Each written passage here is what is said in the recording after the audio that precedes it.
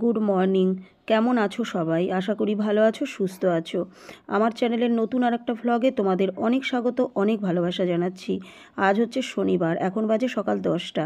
তো এখন থেকে আমি আমার ভিডিওটা শুরু করছি। কিন্তু দেখো তোমাদের দাদা বেরিয়ে যাবে, রেডি হচ্ছে, কিন্তু আমি বিছনা তুলছি। তার কারণ হচ্ছে আমার প্রচণ্ড পরিমাণে শরীর খারাপ, তোমরা ভিডিও দেখলেই বুঝতে পারবে। আর গলার ভয়েসেও হয়তো বুঝতে পারছো প্রচণ্ড পরিমাণে ঠান্ডা লেগেছে। তো মেয়েকে বললাম কি, বা দেরি হয়ে গেছে, বাবাকে তুই 1 কাপ চা করে দে, আমি পরে খাবো। নাহলে তোমাদের দাদা চা না খেয়েই হয়তো বেরিয়ে যাবে, কারণ আমি বিছনা তুলে নিচ্ছি। আর উঠিনি, জানো তো, আজকে শনিবার, মেয়ে স্কুলে যাবে না। এবার উঠেই বা কী করবো, এত পরিমাণে ঠান্ডা লেগেছে। তারপরে যা ঠান্ডা পড়েছে, ওঠা মানেই মানে ঠান্ডাটা লেগে যাবে। আর সামান্য তো সংসারের কাজ, তাই না বলো? তো যাই হোক, তো তোমাদের দাদা বেরিয়ে গেছে। তারপর দেখো আমি ঘরটা মুছে নিচ্ছি, ঘরটা ঝাঁট দেওয়া হয়ে গেছে। তো মেয়েকে বললাম কি, বা আমি মুখটা ধুয়ে আসবো, তুমি এবার চাটা বসিয়ে দিও। তো হালকা করে একটু আদা দিতে বলেছি মেয়েকে, কারণ আদা চা তো ডাক্তারে খেতে বারণ করেছে। তো এই আর কি। তো বাড়িতে চা করলে না, আমি তো আদা ছাড়া খেতে পারি না, একটা অভ্যাস হয়ে গেছিলো। তো সামান্য পরিমাণে দেবো, এই আর কি। তো আমি যে মানে কাজ করছি, জানি না তোমরা বিশ্বাস করবা কি না, আমার প্রচণ্ড পরিমাণে না কষ্ট হচ্ছে। কেন কি জানি। আর রাতে না ঘরে প্যারাসিটামল ছিল না, নাহলে গতকালকে রাত্রেবেলায় আমি যদি খাওয়ার পরে প্যারাসিটামলটা খেয়ে শুতাম না, তাহলে হয়তো আমার সকালবেলায় শরীরটা অনেকটা ফ্রেশ লাগতো। আর একটা দিকে ঠান্ডা লেগেছে, জানো তো, মানে ডান দিকটা, ডান চোখটা ফুলেছে, ডান চোখ দিয়ে সমানে জল কাটছে। তো আমি বুঝতেই পারছি। আর একটা দিকের নাক জাম হয়ে আছে। তো মাথার যন্ত্রণা করে। তো ভেবেছিলাম কি, ঘরে সেটজিন ছিল, খাবো। তো একবার ভাবলাম কি, যে সেটজিন খাবো তো সর্দিটা বসে যাবে, বেরিয়ে গেলে না মানে মাথাটা হালকা হয়ে যাবে। আর দেখলে তো আমি কিন্তু উঠোন বলছি, ঘরটা মুছে আমি কিন্তু যে দাঁড়িয়ে আছি না, আমি কিন্তু হাঁপাচ্ছিলাম।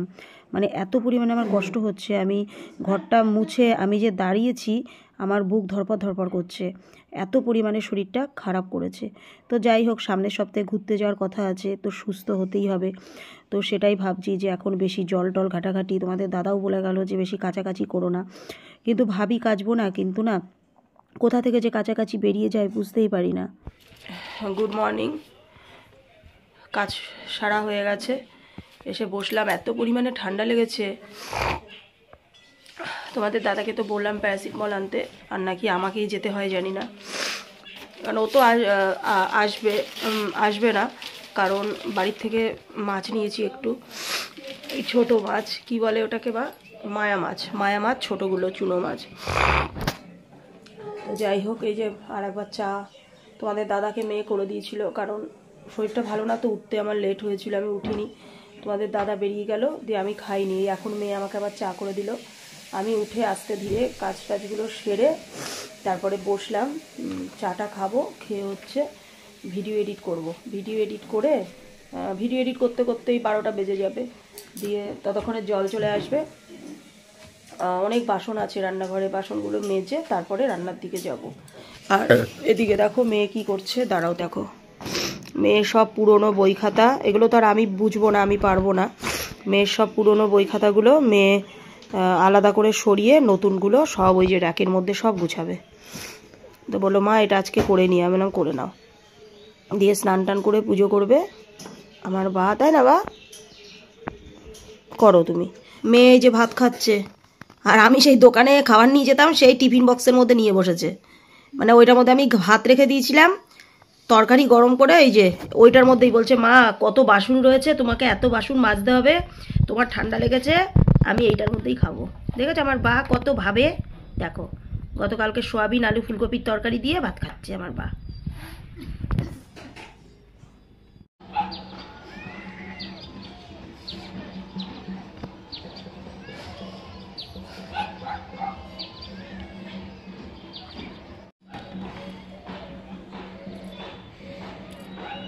চান করে এলাম, একটু রোদটা একটু দাঁড়িয়ে নি। বাবা এই ঠান্ডা জল, হরহর করে জল ঢেলেছি। কথায় আছে না, ঠান্ডা লাগলে নাকি ঝেড়ে স্নান করতে হয়, তো আমি মনে হয় সেটাই করলাম। চোখ মুখ দিয়ে দেখো সমানে জল কাটছে, তাকাতে পারছি না। গায়ে জ্বর নাকি কে জানে, বা দেখিস তো আমার গা গরম নাকি, কিন্তু জল ঢেলেছি, ঠান্ডা জল হরহর করে ঢেলেছি। জামা কাপড়গুলো মেলেনি। তো তারপর জামা কাপড় কটা মেলে নিচ্ছি। তো মেয়ের স্কুল ড্রেসটা তো কাচলাম, কারণ দুদিন মেয়ে স্কুলে গেছিলো, সোমবারে আবার স্কুল আছে। তো এই আর কি, তো যতই বলি কাচবো না, তো মেয়েকে সেটাই বলছি আর জামা কাপড় মেলছি যে দেখ বা, তুই আর তোর বাবা বললি এতটা শরীর খারাপ হয়েছে, এত ঠান্ডা লেগেছে, তোমাকে জামা কাপড় কিন্তু কাচবা না, কিন্তু দেখেছিস তো সেই কাচতেই হলো। মানে আমাদের জামা প্যান্টটা আমরা জল ধোয়া করে দিতে পারতাম, কিন্তু যেহেতু মেয়ের স্কুল ড্রেসটা সার্ফে দিলাম, তো আমার স্নান করে নাইটিটা, মেয়ের বাসি জামা প্যান্টটা, তো এইগুলো একটু দিয়ে দিলাম, একটা সার্ফে দিয়ে দিলে একটা গায়ের মানে গন্ধটাও কেটে যায়, তো পরিষ্কার মানে ফ্রেশ লাগে, আমার তো এটা লাগে। তো যাই হোক, তো জল ধোয়া তো করলে করাই যেত, তাই না? তো জামা কাপড়গুলো মেলে দেখো চলে এসেছি রান্নাঘরে। তো সকালবেলায় বাড়ির থেকে রেখেছিলাম মায়া মাছ, বেশি নেই এখানে, 200 গ্রাম রেখেছি। কারণ এই মাছ তোমাদের দাদা অত ভালোবাসে না, তবে আমি যেভাবে রান্না করব খায়, কিছু বলে না, কিন্তু আমার না খুব খেতে ইচ্ছা করলো। বাড়িতে যে কাকাটা মাছ নিয়ে আসে, সেই কাকাটা নিয়ে এসেছিলো। আর করব হচ্ছে ফুলকপি ভাজা। ফুলকপি ঘরে আছে, তো তোমাদের দাদাকে বললাম আর মাছটা যেহেতু বাড়িতে পেয়ে গেলাম, তোমাকে আর বাজার দিতে আসতে হবে না।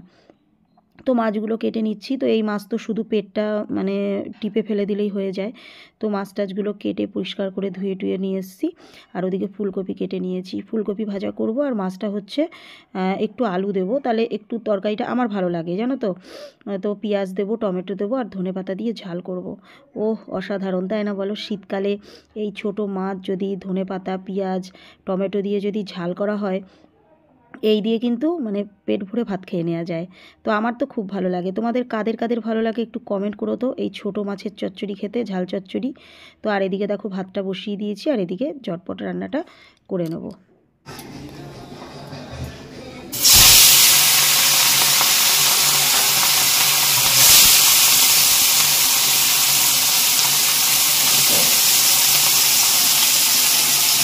তো এদিকে দেখো রান্না কমপ্লিট হয়ে গেছে, একদম গরম গরম নামালাম। তো এই যে ফুলকপি ভাজা, ফুলকপি ভাজা অসাধারণ খেতে লাগে, জানো তো। একটু কালো জিরে সম্বাদ দিয়েছি, আর কাঁচা লঙ্কা, একটু ঝাল ঝাল করে করেছি। আসলে আমার এত পরিমাণে ঠান্ডা লেগেছে না, আমার মনে হচ্ছে কি মুখে আমি একটু ঝাল ঝাল খাই। তো সেই কারণেই বাড়ির থেকে আজকে ছোটো মাছটা পেয়ে গেছি বলেই নিয়েছি। আর এই দেখো কেমন হয়েছে কমেন্ট করে জানিও তো। এই যে মায়া মাছের টমেটো ধনেপাতা দিয়ে হচ্ছে মানে ঝাল চচ্চড়ি। তো একবারে রান্না হয়ে গেছে, আর তোমাদের সাথে শেয়ার করিনি। বুঝতেই তো পারছো আমার চোখ মুখ কথা বলা, মানে কিসের থেকে কি করব, মানে এটা আমার কাজ, ভালোবেসে করি, করতে হয় গো, তাই করছি।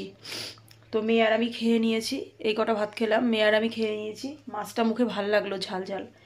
এই যে প্যারাসিটামল খাবো, প্যারাসিটামল খাবো, তোমাদের দাদা এসে দিয়ে গেছে, আর 3টে দিয়ে গেছে। আর হচ্ছে দাঁত দেবা, একবারে দাঁতটা খাই, কারণ মাথাটা জাম হয়ে আছে তো ঠান্ডায়। দাঁতটা খেলে আমি তাহলে একটু শান্তি করে শুতে পারবো, আর অমৃতাঞ্জন লাগাবো। তো চলো ওষুধটা খেয়ে নিই। এটা হচ্ছে দাঁত,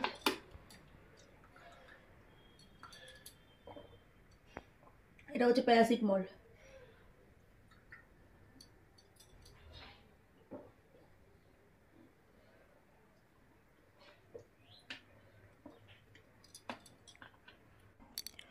তো তারপর দেখো আমরা শুয়ে আছি, তোমাদের দাদা চলে এসছে। তো সেটাই বলছে যে চান করবো কী করে আজকে। আমি বললাম স্নান করতে হবে না, বলছে না এক বালতি ঢেলেই আসি। তো জল এসে গেছে, 3:30 বাজে, আর এত ঠান্ডা জল। তো আমি বললাম যে দেখো দরকার হলে করো না, কারণ আমার অবস্থা তো আমি বুঝতে পারছি। তাই আমি বললাম যেটা ভালো বোঝো করো। তারপর তোমাদের দাদা স্নানই করেছে, করে খেয়ে নেবে তোমাদের দাদা। তো আমাকে বলছে তোমাকে উঠতে হবে না, আমি নিয়ে নিচ্ছি। আর আমি শুয়ে থাকলে আমাকে উঠতেও দেয় না, নিজেই নিয়ে নেয়। তো যাই হোক তোমাদের দাদাও খেয়ে টেয়ে চলে গেছে, তো আমি একটু ঘুমিয়ে পড়েছিলাম মেয়ে আর আমি। তো গুড ইভিনিং বন্ধুরা, একদম সন্ধ্যেবেলায় চলে এসেছি। তো মেয়ে সন্ধ্যে দিয়ে নিচ্ছে, তো সন্ধ্যেটা দিয়ে চা খাবো। তো মেয়েকে বললাম কি বা এই বেলায় আর চায়ের মধ্যে আদা দিতে হবে না, আমাকে একটু মিষ্টিটা বেশি করে দে। তো যাই হোক সেরকমই মেয়ে আমাকে চা করে দিল দেখো। তো চা দিয়ে বিস্কুট দিয়ে খেয়ে নেবো। তো বিস্কুটগুলো এত নরম না, তো ভেঙে যাচ্ছে। তো যাই হোক তারপর দেখো 8টা বাজে, তো বেরিয়ে পড়েছি। তোমরা হয়তো ভাবতে পারো যে এত ঠান্ডা লেগেছে, এদিকে শরীর খারাপ বলছি, আবার কেন বেরোলাম। দেখেছো আমি চোখ মুখ তাকাতে পারছি না। তো পাশেই পুজো হচ্ছে, পোষকালী পুজো, আজ তো শনিবার।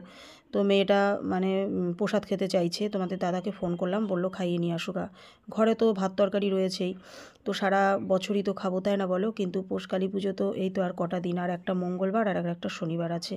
তো ছেলে মানুষ প্রসাদ খেতে চাইছে, তো আমি বললাম নিয়ে যাই। আর আর কি বলো তো, মেন জায়গাটায় থাকি তো, এত পুজো হচ্ছে মানে প্রত্যেক শনিবার আর মঙ্গলবার, মানে আমাদের এই পোস্ট অফিস থেকে, আমাদের পাড়া থেকে, মানে পুরো ঘুরিয়ে সব অলিতে গলিতে পুজো, এত পরিমাণে পুজো হচ্ছে। তো যাই হোক, দিয়ে তোমাদের দাদাকে বললাম তাহলে আমরা খাবো, তুমি খাবা না, তুমি নাহলে খাওয়ার আসার সময় একটু প্রসাদ মুখে নিয়ে যেও। তো তোমাদের দাদা সেটাই করেছে, ও বাড়িতে আসার সময় একটুখানি প্রসাদ খেয়ে এসেছিলো, অল্প একটু। তো রাতে ভাত তরকারি ছিল, আমি খাইনি, তোমাদের দাদা না আবার তোমাদের দাদার মেয়ে পরে একটু মেখে বাবা মেয়েতে দুজনা খেয়েছে। সে তখন কটা বাজে জানো, রাত্রি 12টা বাজে, তখন আমরা লাইভ করছি। আসলে 8টা 9টার সময় তো আমাদের খাওয়ার অভ্যাস নেই, তো সেই কারণেই আর কি ওদের খিদে পেয়ে গেছে। আর আমার তো ঠান্ডা লাগছে, কোনো কিছুই আমার ভালো লাগছে না। আর এদিকে দেখো বাবা, তো বাবা না এখান দিয়ে যাচ্ছিলো, গোয়ারি বাজারে এসেছিলো। তো মেয়ে বলছে ও মা ওই দেখো দাদু, দিয়ে বাবা বলছে কী করছিস, আমি বললাম প্রসাদ খেতে এসেছি। দিয়ে বলছে, আমি বললাম তুমিও খেয়ে যাও আমাদের সাথে। তো যাই হোক, তো বাবাকে জোর করে বসিয়ে বাবাকেও দুটো খাইয়ে নিলাম, যাক আমি মেয়ে আর বাবা একসাথে খেয়ে নিলাম। তো যাই হোক, তো তারপর দেখো গরম গরম খিচুড়ি। তো বাবা বলছে শরীর খারাপ, আমি বললাম প্রচণ্ড পরিমাণে শরীর খারাপ হয়েছে, মা জানে। তো বাবার সাথে তো খুব একটা কথা হয় না, ফোন মাই করে প্রত্যেক দিন।